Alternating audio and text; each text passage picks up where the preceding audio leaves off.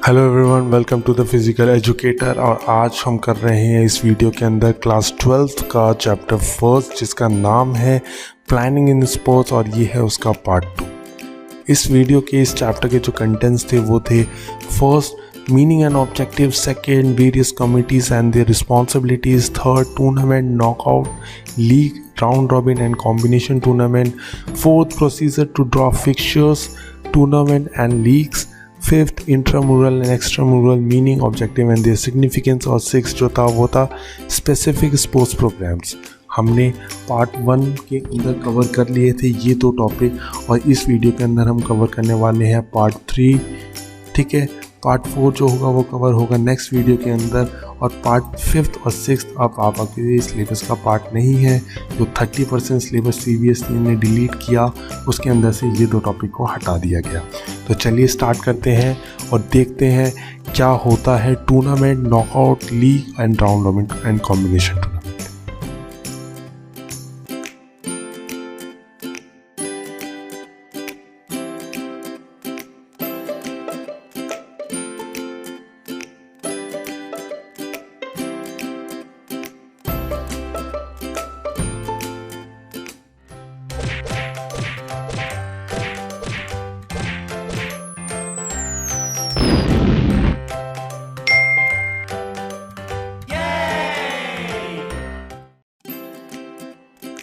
तो चलिए शुरू करते हैं और जानते हैं। सबसे पहले हम पढ़ेंगे पार्ट 3 के बारे में, जो कि है tournament, knockout, league, round robin and combination tournament.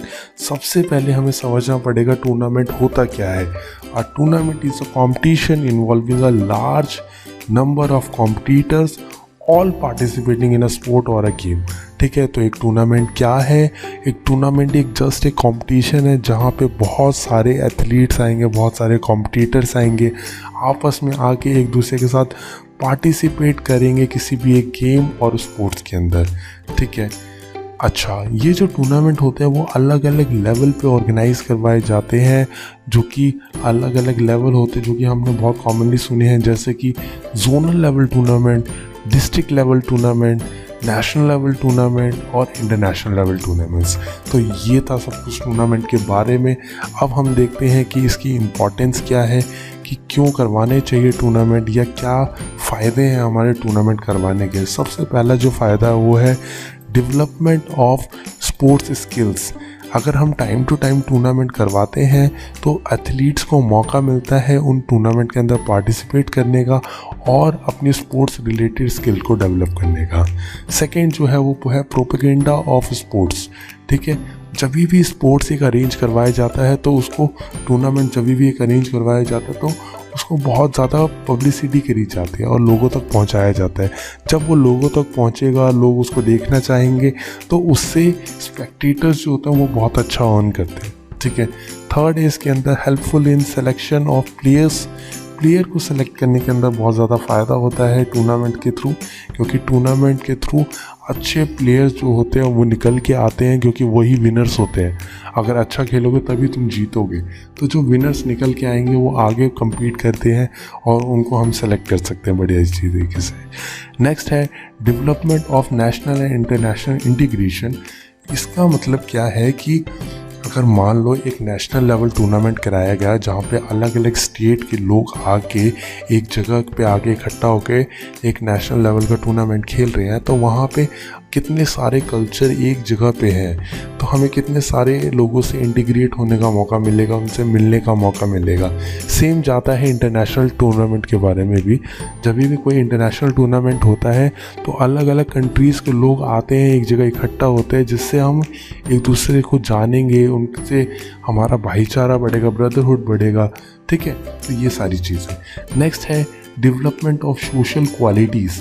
अगर हम इतने सारे लोगों से मिलेंगे तो हमारी कुछ सोशल क्वालिटीज़ जो है वो डेवलप होती है, जैसे कि ब्रदरहुड, डिसिप्लिन, ठीक है, कोऑपरेशन, टॉलरेंस, सिंपैथी। ये सारी चीज़ें एक बंदा, एक प्लेयर, एक एथलीट, एक टीम सीखेगी जब वो पार्टिसिपेट करेगी टूर्नामेंट्स के अंदर और मिलेगी अलग अलग लोगों से। ठीक है, नेक्स्ट आता है सोर्स ऑफ रिक्रिएशन।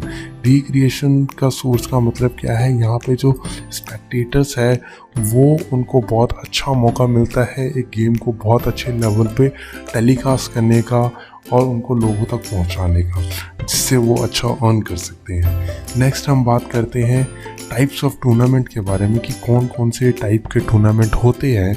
तो अगर मैं बात करूं टाइप्स ऑफ टूर्नामेंट के बारे में तो मेनली 4 टाइप के टूर्नामेंट होते हैं, जो कि है नॉकआउट टूर्नामेंट, सेकंड है league and round robin tournament, third है कॉम्बिनेशन टूर्नामेंट और लास्ट है फोर्थ चैलेंज टूर्नामेंट। अच्छा सुन लीजिए पहले ही, ये वीडियो है जो है वो थोड़ा बड़ा होने वाला है, थोड़ा ध्यान से सुनिएगा और हम आगे बढ़ते हैं। सबसे पहले जानते हैं नॉकआउट टूर्नामेंट के बारे में।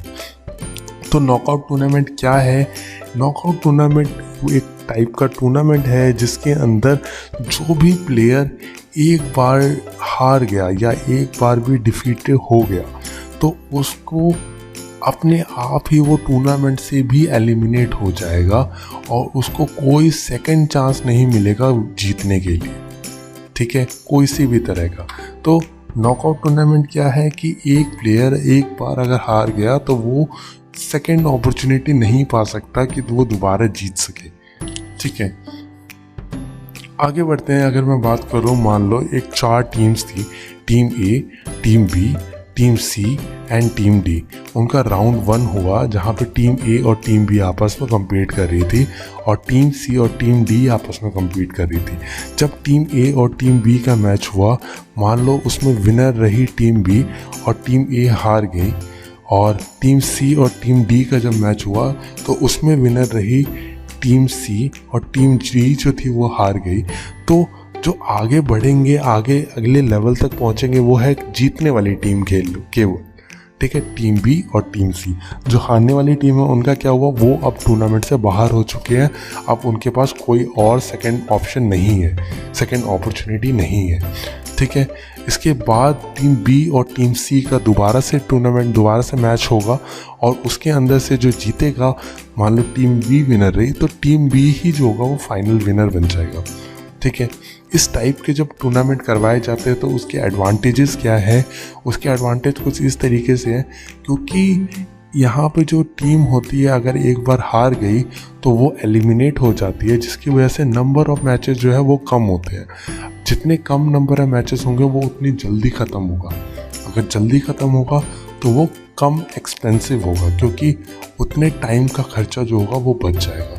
तो ये लेस एक्सपेंसिव होते हैं, क्यों? क्योंकि यहाँ पे एलिमिनेशन मेथड है, ठीक है। सेकंड क्या है इसके अंदर, ये एनहेंस कर देता है क्वालिटी ऑफ या स्टैंडर्ड ऑफ स्पोर्ट्स, क्योंकि यहाँ पे हर एक टीम को पता है कि अगर वो अच्छा परफॉर्म नहीं करेंगे तो वो जस्ट बाहर होने वाले हैं, ठीक है, उनको कोई सेकंड ऑप्शन नहीं मिलेगा। तो हर एक टीम अपनी बेस्ट परफॉर्मेंस दिखाएगा ताकि वो हारे ना, ठीक है। नेक्स्ट क्या है, ऐसे टाइप के टूर्नामेंट करवाने का फ़ायदा क्या है कि यहाँ पे ये जो है बहुत ही कम टाइम कंज्यूम करते हैं, ठीक है, बहुत कम टाइम कंज्यूम करते हैं और ये फटाफट ख़त्म हो सकते हैं। Minimum number of officials required, क्योंकि यहाँ पे मैचेस ही इतने कम हो रहे हैं तो इतने ज़्यादा ऑफिशियल्स की रिक्वायरमेंट नहीं है। थोड़े से ऑफिशियल मिलके ही पूरा का पूरा टूर्नामेंट अरेंज करवा के ख़त्म करवा सकते हैं, ठीक है, जिसकी वजह से अगेन हमारी कॉस्ट जो होगी वो बच जाएगी। आगे बात करते हैं हम इसके डिसएडवांटेजेस की। डिसएडवांटेजेस क्या है, वो कुछ है कि यहाँ पे जो टूर्नामेंट्स होते हैं, जैसे कि हमने देखा था, अलग अलग ग्रुप के अंदर बना के ही टूर्नामेंट करवाए जा सकते हैं। टीम ए का टीम बी के साथ हुआ था, टीम सी का टीम डी के साथ हुआ था। मान लो टीम ए और टीम बी बहुत अच्छी टीम्स हैं, उनका आपस में ही टूर्नामेंट हो गया। टीम सी और टीम डी बहुत ख़राब टीम्स हैं, उनका भी आपस में टूर्नामेंट हो गया, ठीक है। तो उनमें से, जैसे अगर मैं पीछे की स्लाइड्स में लेके जाऊँ, अगर मान लो मैं बोल रहा हूँ टीम ए बहुत अच्छी टीम थी, ठीक है, और टीम बी भी बहुत अच्छी है, और टीम सी इतनी अच्छी नहीं है और टीम डी भी इतनी अच्छी नहीं है, तो अच्छी टीम का मैच हो गया और इनमें से अगर एक जीता, मान लो इनमें से जो एक जीता, मान लो वो रहा टीम बी, तो टीम ए जो इतनी अच्छी टीम थी वो तो एलिमिनेट होगी ना, है ना। तो इसमें एक ख़राब बात क्या है इस टाइप के टूर्नामेंट के अंदर होने में, कि अच्छी अच्छी जो टीम्स होगी उसका चांस है शुरुआत में ही एलिमिनेट हो जाने का, और जो वीक टीम होगी उसके भी उतने ही बराबर चांस है फाइनल में आने का। ठीक है, अगर फाइनल का मैच अच्छा नहीं होगा तो स्पेक्टेटर जो होंगे वो अपना इंटरेस्ट नहीं दिखाएंगे टूर्नामेंट के अंदर, जिससे जो गेम की पॉपुलैरिटी होगी वो धीरे धीरे कम हो जाएगी। ठीक है, तो टूर्नामेंट जब भी अरेंज करवाए जाते हैं ना, वो इसी तरीके से करवाए जाते हैं कि गेम जो हो वो एंटरटेनिंग बना रहे, लोग खुश होते रहे। ठीक है, नेक्स्ट आते हैं, हम बात करते हैं लीग और राउंड रॉबिन टूर्नामेंट्स के बारे में। तो लीग टूर्नामेंट क्या होते हैं, ये फर्स्ट जो था ये मेथड कि एक लीग टूर्नामेंट करवाया जाए, ये सबसे पहले दिमाग में आया था मिस्टर बर्जर के। ठीक है, यही वो पर्सन थे जिन्होंने सबसे पहले सोचा और इसको अपनाया। इस टाइप के टूर्नामेंट के अंदर क्या होता है, हर एक पार्टिसिपेंट को चांस मिलता है हर एक दूसरे पार्टिसिपेंट के साथ मैच करने का। ठीक है, हर एक बंदा दूसरे बंदे के साथ खेलेगा ही खेलेगा, बेशक से वो जीते या वो हार जाए, लेकिन उसको मौका ज़रूर मिलेगा एक दूसरे के साथ खेलने का। ठीक है, अगर मैं बात करूं कि ये फिक्स कैसे किए जाते हैं, तो ये मेनली दो टाइप के होते हैं, single league tournament and double league tournament. जो सिंगल लीग टूर्नामेंट होते हैं वो होते हैं कुछ इस तरीके से, in this tournament every team plays with each other once.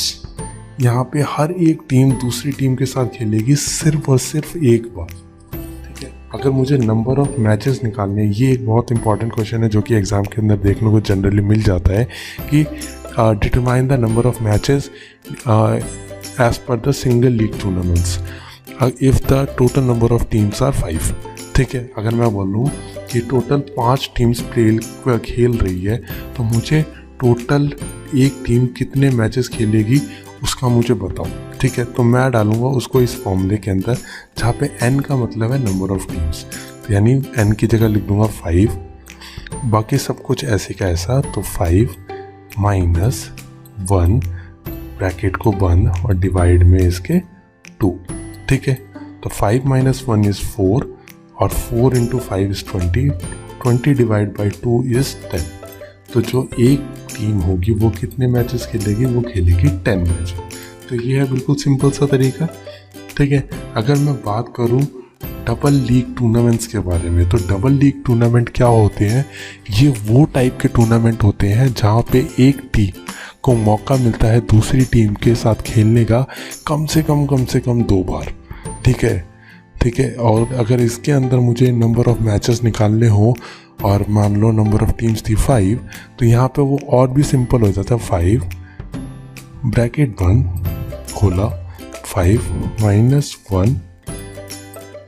ठीक है, ये ग्रेटर देन बन गया लेकिन ये माइनस है। ठीक है, इन दोनों को माइनस करेंगे, 5 - 1 इज़ 4 और 4 × 5 इज़ 20। तो नंबर ऑफ मैचेस पर टीम प्लेड इज़ 20। ठीक है, तो टोटल नंबर ऑफ मैचेस अगर मुझे निकालने होंगे तो मैं इसके थ्रू निकाल सकता हूँ। ठीक है, तो ये अगर मैं बात करूँ राउंड रॉबिन टूर्नामेंट के बारे में, तो इसको निकालने के नंबर ऑफ मैचेस निकालना हमने सीख लिया कि एक टूर्नामेंट के अंदर टोटल कितने नंबर ऑफ मैचेस खेले जाएंगे। ठीक है, अगर इसके फ़ायदे क्या हैं, यहाँ पे हर एक टीम को है ना बहुत सारे मौके मिलते हैं मैचेस खेलने के एक दूसरे के साथ।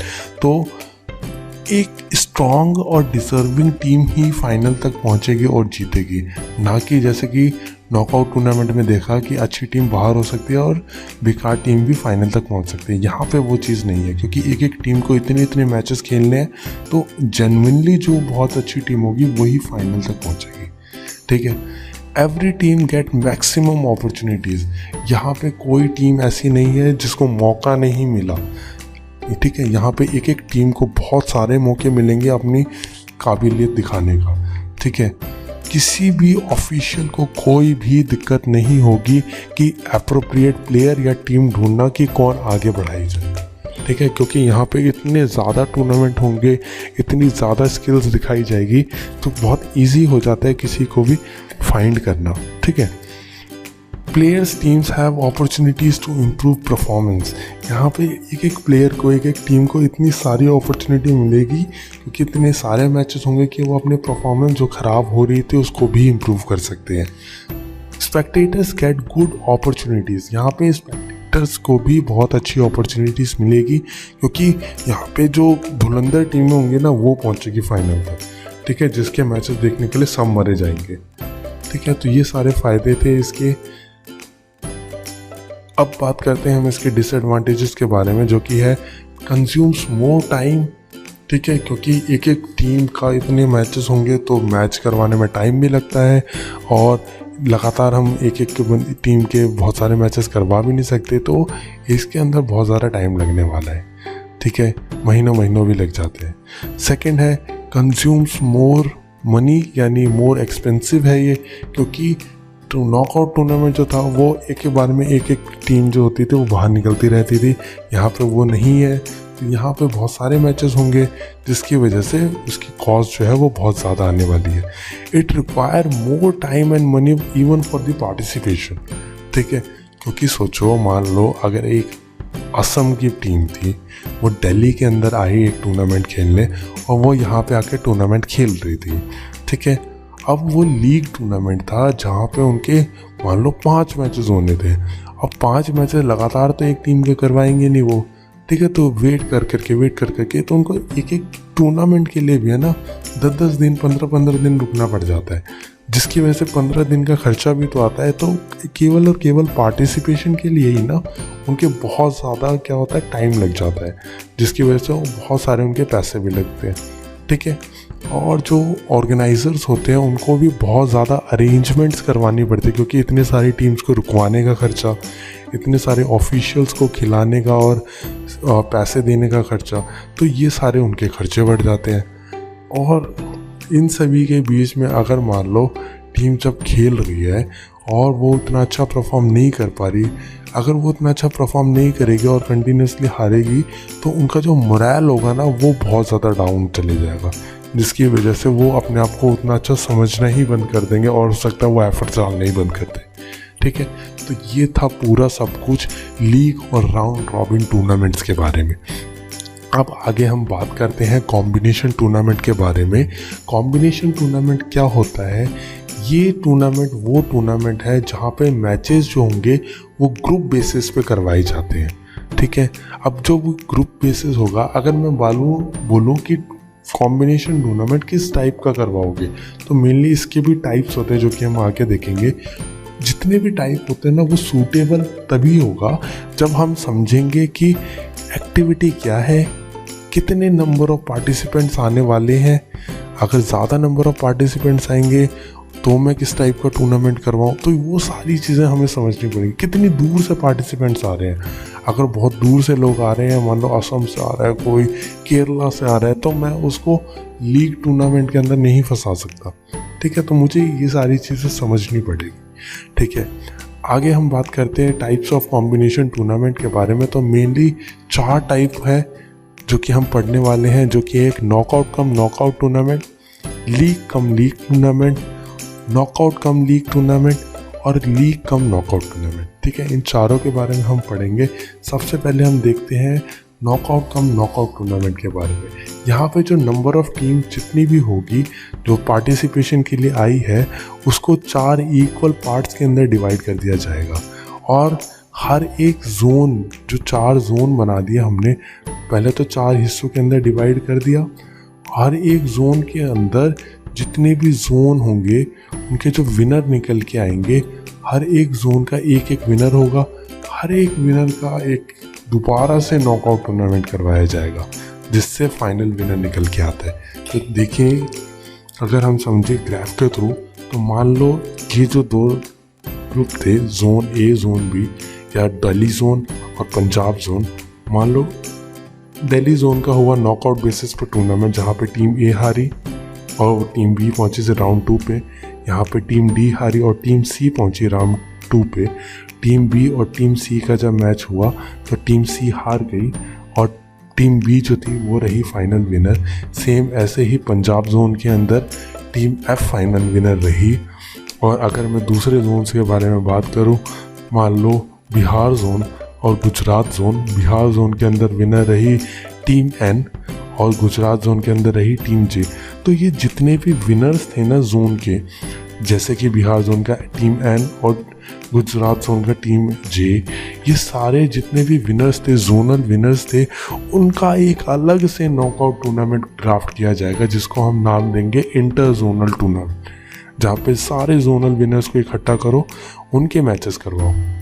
मान लो जितने भी, जैसे टीम बी जो थी वो जीती थी, टीम एफ जीती थी, तो टीम बी और टीम एफ का करवाया, ठीक है। इसका भी नॉकआउट ही टूर्नामेंट होगा, जहाँ पे एक बार भी हारे तो वो टूर्नामेंट से बाहर, ठीक है।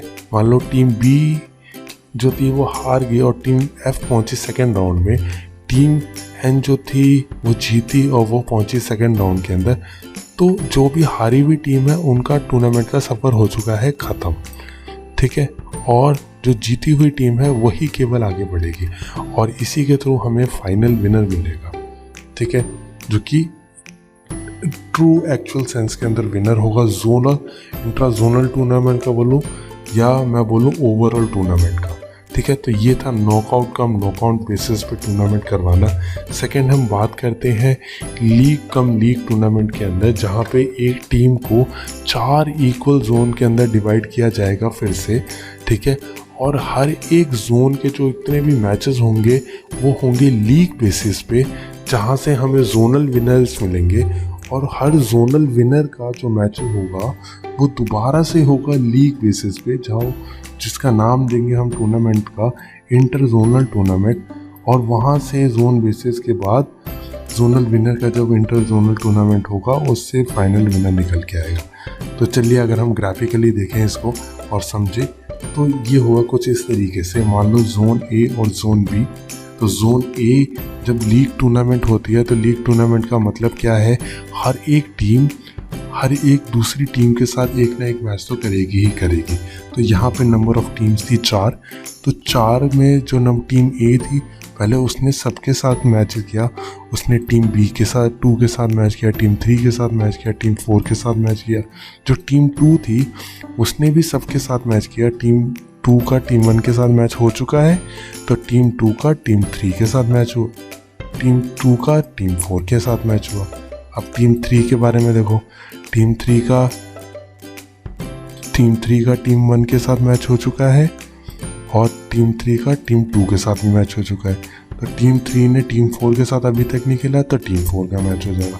तो इन बेसिस पे जितने भी थे इन सब के बेसिस पे एक विनर निकलेगा, वो होगा विनर ऑफ जोन ए, ठीक है। ऐसे ही winner of zone B, winner of बाकी के जो 2 जोन्स होंगे, जोन सी और जोन डी। तो जितने भी जोन्स के विनर थे उनका एक दोबारा से कंपटीशन होगा इंटर जोनल टूर्नामेंट, जहाँ पे वो सारे विनर्स आपस में compete करेंगे।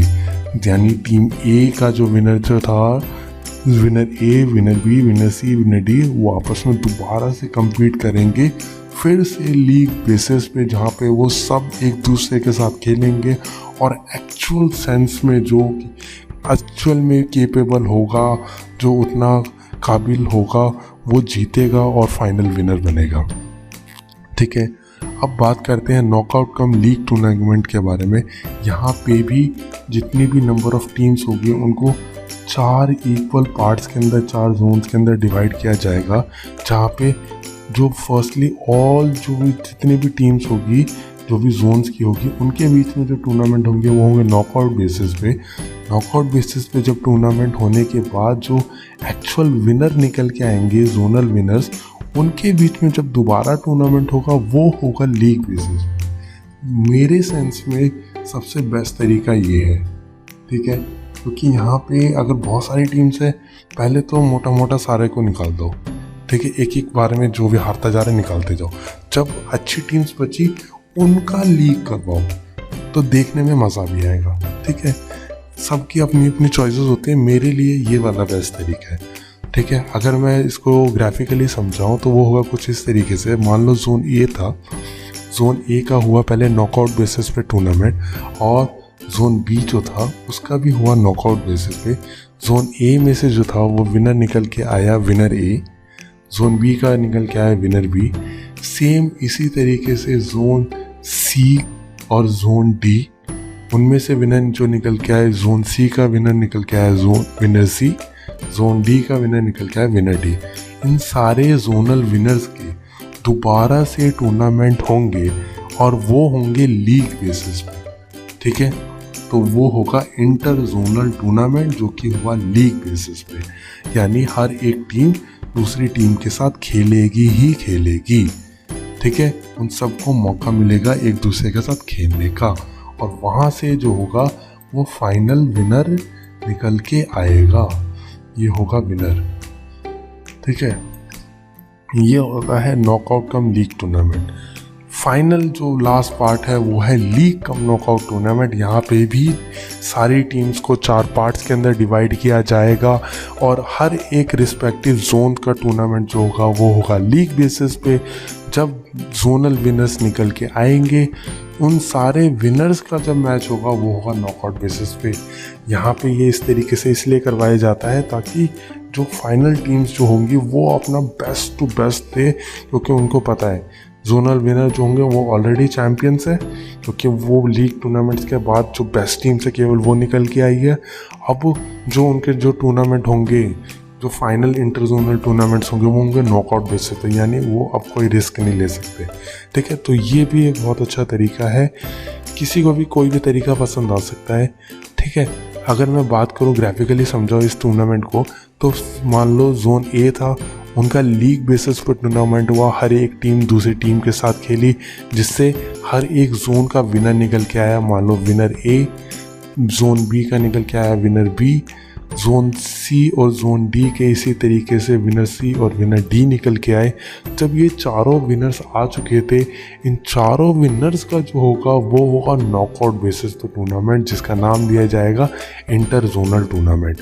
यहाँ पे जब नॉकआउट बेसिस पे टूर्नामेंट होगा, मान लो विनर ए का विनर बी के साथ हुआ और विनर सी का विनर डी के साथ हुआ, तो विनर ए और विनर बी का जब मैच हुआ उसमें से मान लो विनर ए हार गया, अब वो टूर्नामेंट से बाहर हो चुका है और विनर बी राउंड 2 के अंदर पहुंच गया।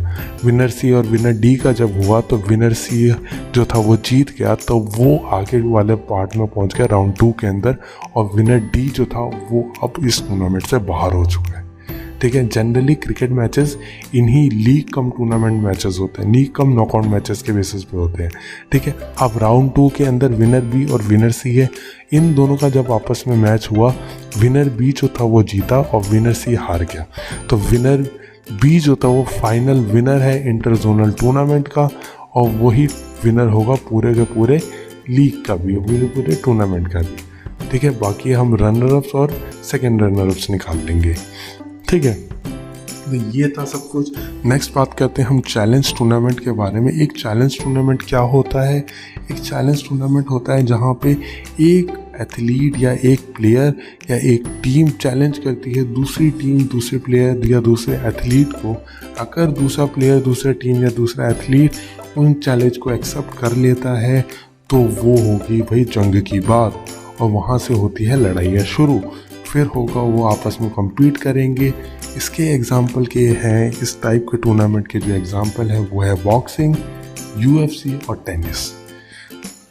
तो भाई मैं जानता हूँ ये वीडियो है थोड़ी लंबी, क्योंकि इसमें समझना था ज़्यादा, ये थोड़ा दिमाग को भी घुमाया होगा।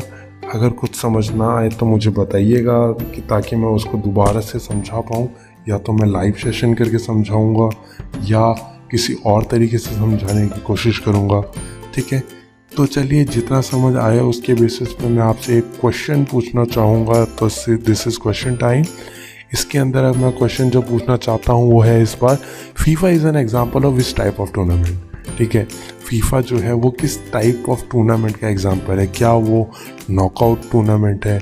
क्या वो लीग टूर्नामेंट है?